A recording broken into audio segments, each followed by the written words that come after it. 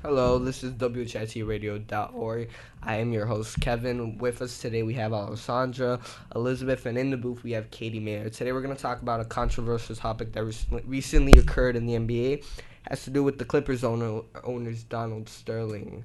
He basically made racial comments on the blacks organization in society, and he doesn't want any black people to attend this game.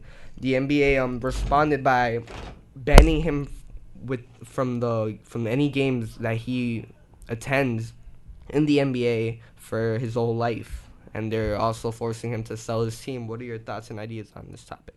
I think he should sell the team and especially apologize to everybody about the comment he made.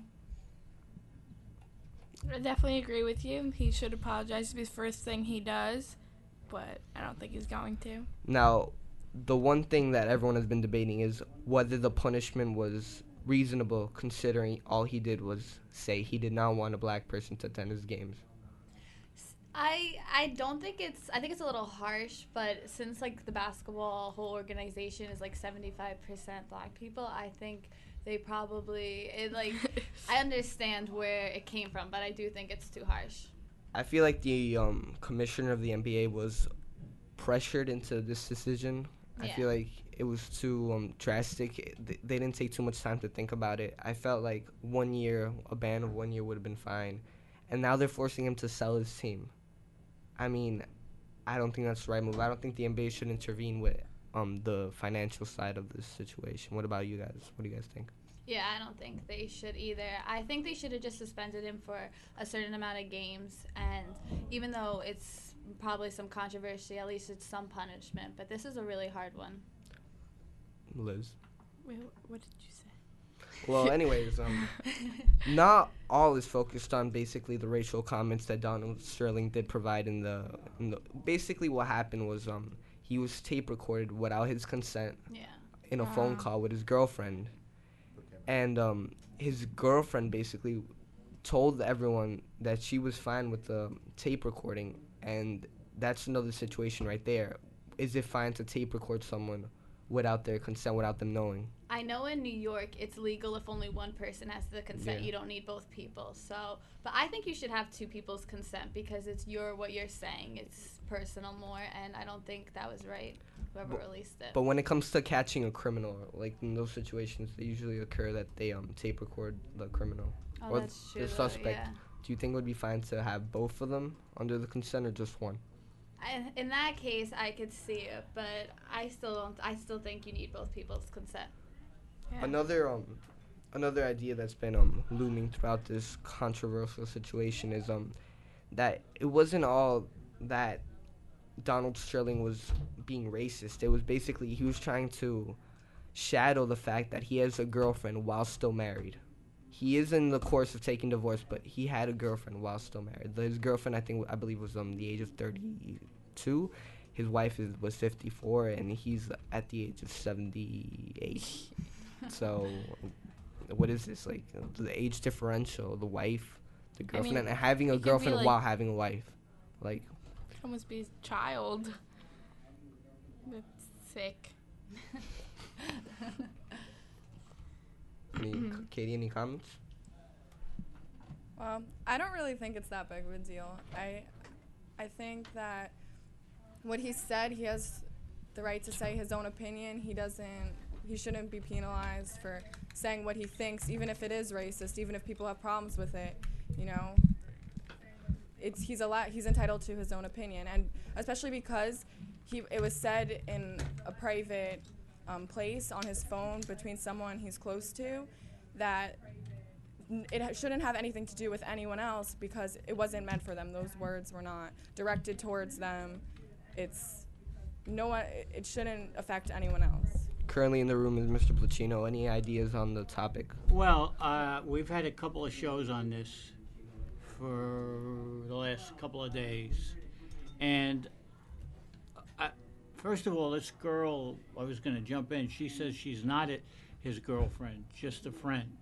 she says she doesn't have really a romantic relationship with him. So, but I think it's illegal what happened, taping him and then broadcasting it, Yeah. putting on YouTube. I think that's a violation of his rights. But I really think the league had no other choice than to ban him for life because they had to come down hard on him.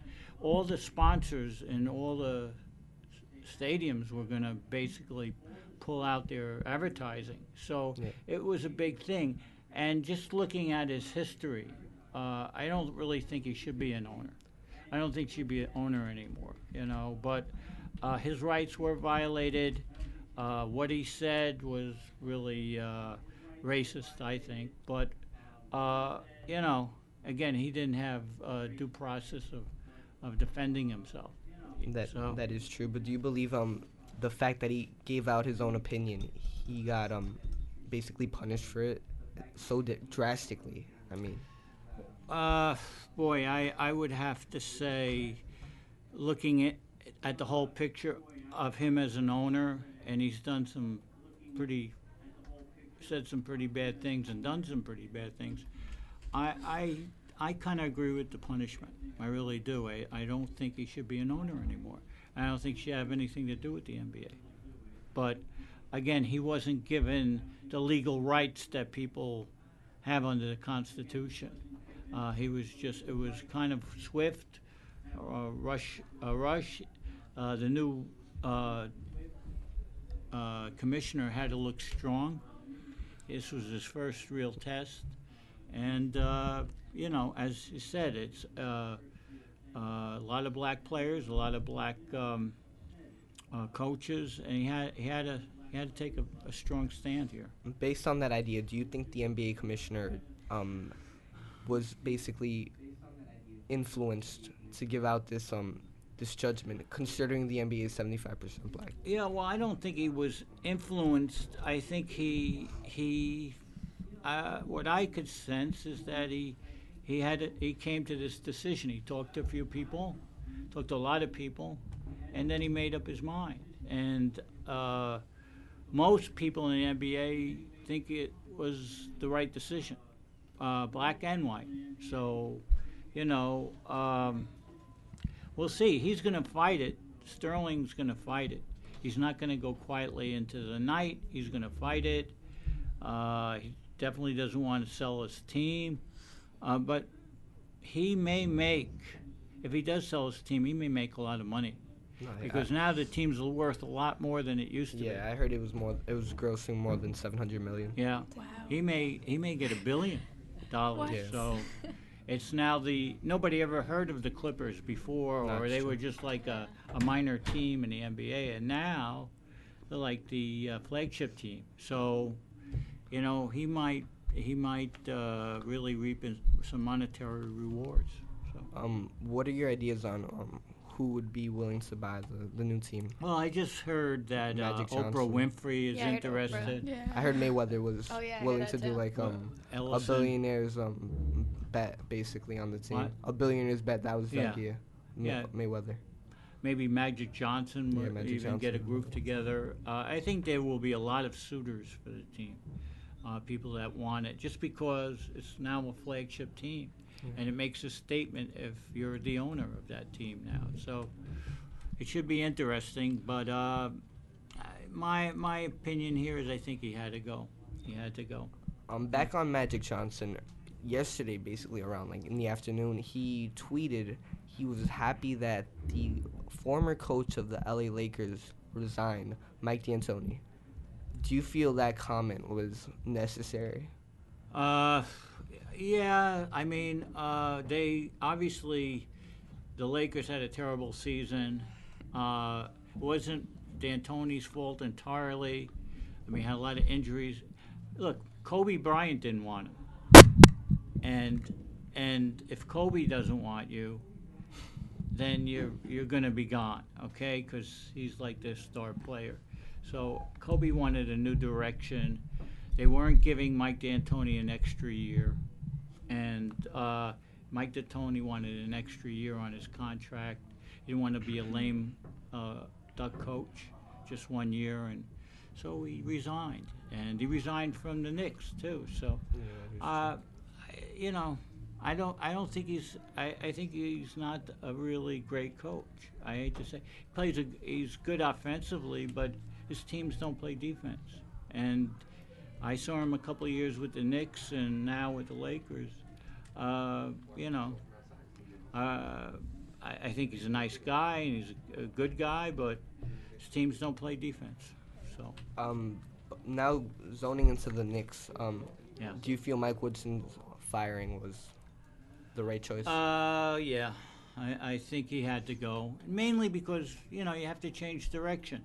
Again, Mike Woodson was entirely not, it wasn't just his problem. You know, his team, a lot of injuries, his teams didn't play together, but eventually it's a lot easier to fire the coach than to get rid of 5 or 6 players. So the coach takes the fall. And Jackson wanted a new start, and it looks like he's going to get Stephen Kerr, and that's what's going to happen. But I think he had to go too.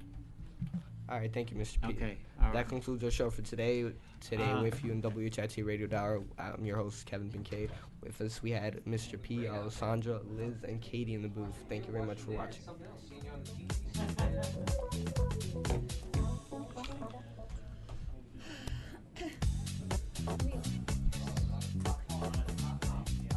Hello. Hello?